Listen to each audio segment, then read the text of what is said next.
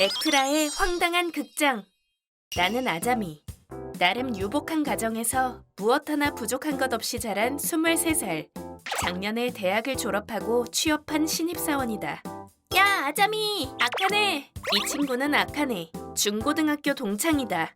우리가 다닌 곳은 중고등학교가 같이 있는 곳이라서 우리는 오래 알고 지낸 사이다. 넌 요즘 뭐하고 살아? 아빠 회사 이어받는다고 했나? 지금은 다른 회사 다녀. 일단 다른 회사에서 하나부터 제대로 사회 공부하고 오래. 힘들겠다.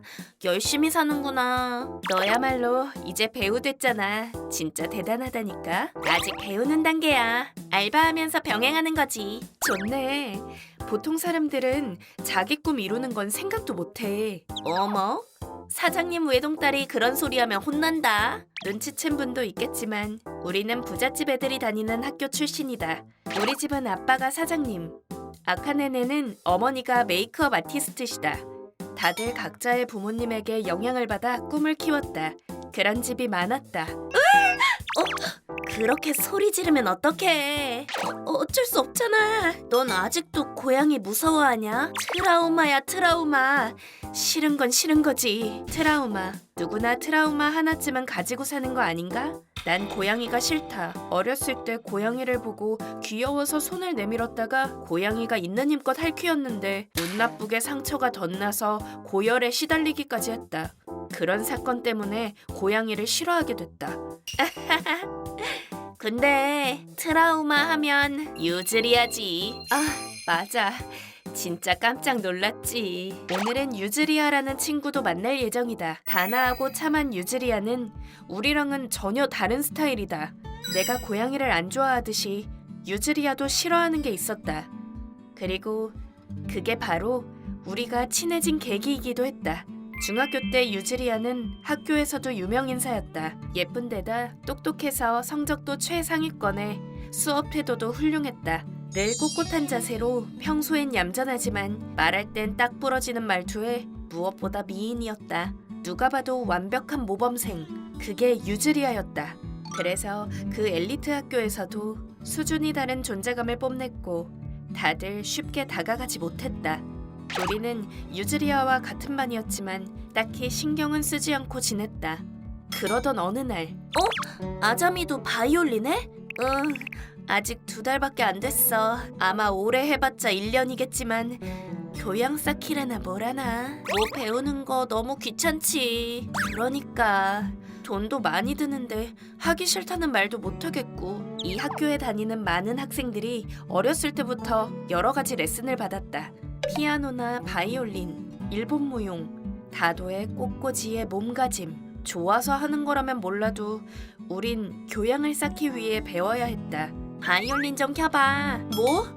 싫어. 프로로 나가려는 것도 아닌데. 뭐 어때? 조금만. 나도 배울 수도 있단 말이야. 참고하게 들려줘봐. 조금만이다. 유즈리야. 아자미? 방금 뭐야? 당연히 못하겠지. 이제 막 배우기 시작했는데 그래서 뭐야? 못하면 하지 말라는 거야? 그런 일화가 있었고 내 안에서 유즈리아의 이미지는 나와 접점 없는 모범생에서 남을 깔보는 기분 나쁜 모범생으로 바뀌었다. 그 일이 있고 얼마 후 학교 행사로 예술 감상회가 있었는데 우리 반은 클래식 콘서트를 보러 가게 되었다. 유즈리야? 유즈리야, 괜찮아? 좀... 아자미, 미안. 좀 도와줘. 알겠어. 아니, 내가 왜? 미안해, 얘들아. 아니야, 괜찮아. 무슨 일이야? 속이 안 좋아? 사실 전에 바이올린 때문에 안 좋은 기억이 있어서 아직도 바이올린 소리를 들으면 속이 안 좋아져. 트라우마 같은 거야? 혹시 그때도 내가 오해한 거였구나. 뭐 어쩔 수 없지. 그런 레슨은 왜 그렇게 힘든지 몰라. 아자미, 나도 지금 히이라기 선생님한테 바이올린 배우고 있거든. 그래서 이해해. 바이올린을 배우는 건 솔직히 괴로웠다. 아카네처럼 장래 희망이랑 관련된 거라면 몰라도 딱히 그걸로 먹고 살 것도 아닌데 배울수록 점점 더 어려워지기만 한다. 히이라기 선생님은 자기가 말한 대로 연주 못하면 자꾸 자기 연주를 들려준다니까. 그리고 자, 한 번 더. 자, 한 번 더! 그런 식으로 하면 절대 마스터 못한다면서 심할 땐 쉬지도 않고 3시간 연속으로 한다고. 그건 트라우마가 생겨도 이상할 게 없었다. 난 당연히 그런 거라고 생각했다. 뭐? 그렇게 빡세게 시켜? 그렇다니까. 미안해, 유즈리야. 내가 널 오해했었어. 바이올린에 트라우마가 있는 줄은 몰랐어. 유즈리야, 넌 워낙 완벽하니까 내가 멋대로 착각했어. 기분 나빴다면 미안해. 아니야, 아무렇지도 않았어. 나야말로 신경 쓰게 해서 미안해. 그렇게 트라우마까지 생기고 얼마나 호되게 가르쳤으면 그랬을까? 걱정하지 마. 괜찮아질 때까지 여기서 쉬자. 그 고통을 이해할 수 있었기 때문에 유즈리아에게 마음을 열 수 있었다. 그런데 고마워. 근데 미안한데 그게 나 바이올린은 거의 안 배웠어. 레슨도 한 번밖에 안 받았고. 뭐? 그런 거야?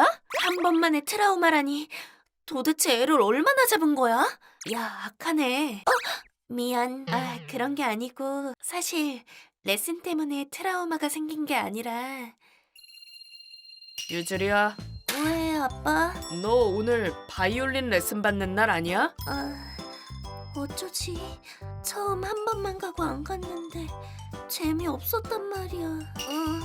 오늘 레슨 취소됐어. 그래? 다른 날. 또 다른 날. 유즈리야, 너 오늘 바이올린.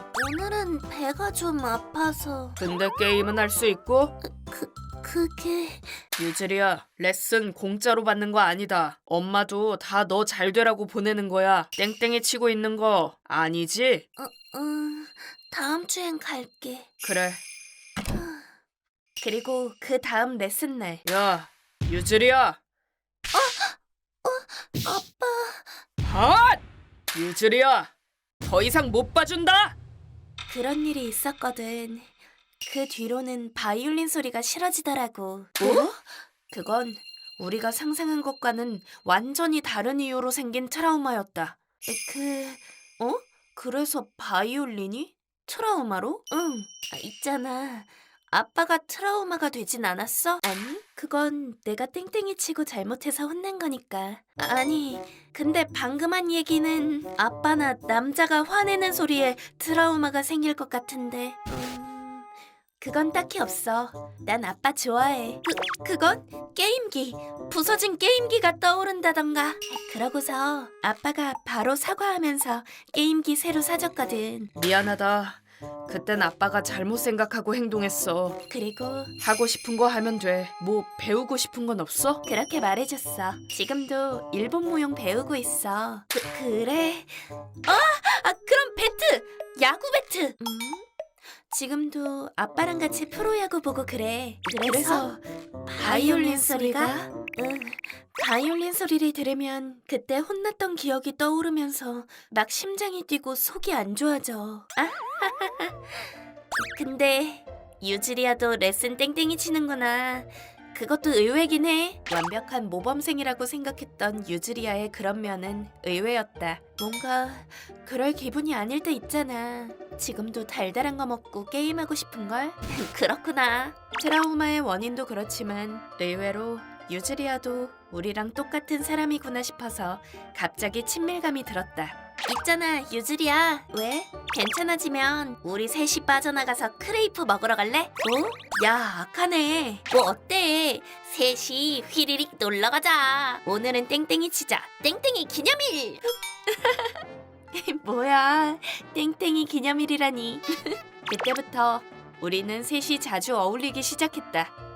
유즈리아 트라우마도 이젠 조금이나마 이해가 가. 우리들 집안은 일반인들에 비하면 특별한 환경이었으니까 추억이지.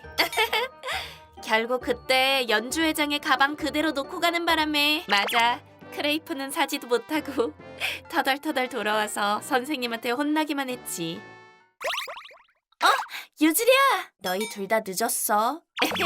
미안. 일머리 있는 사람은 15분 전에 움직인다. 기본이야 기본. 그건 일할 때 얘기고 사적으로는 좀 편하게 모일 수도 있지 유즈리야. 어머, 난 공사 구분 없이 신경 쓰는데? 말은 그렇게 해도 오랜만에 우리 만나니까 너무 기대돼서 일찍 도착한 거 아니야?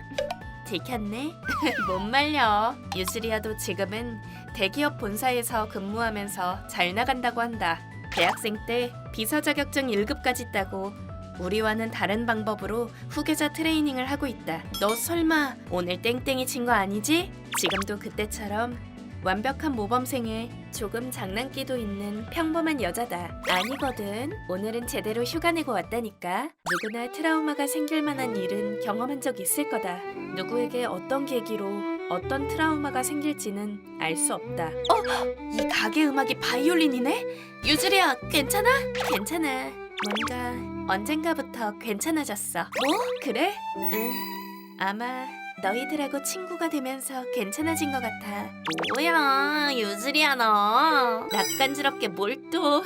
그리고 그 누군가가 어떤 계기로 트라우마를 극복할 수 있을지도 알 수 없다. 그건 그렇고 유즈리야, 요즘 회사에서 썸 타는 남자 있다면서? 뭐? 너 어떻게 알았어? 완전 티나는 사진 올렸으면서 무슨? 좋겠다. 난 그런 좋은 소식 없는데. 어머, 아카네 네가 제일 많지 않아? 그건 뭐... 아니, 너무 많아서 연애에 트라우마가 생길 것 같아. 그렇지. 아카네는 그런 역할이지. 그런 역할이 뭔데? 그런 생각을 하면서 우리는 근황 토크로 꽃을 피웠다. ご視聴いただきありがとうございました。何がトラウマになるか、何がきっかけでトラウマになるか、そして克服の仕方は人それぞれです。だからこそ否定とかしないで理解することって大切です。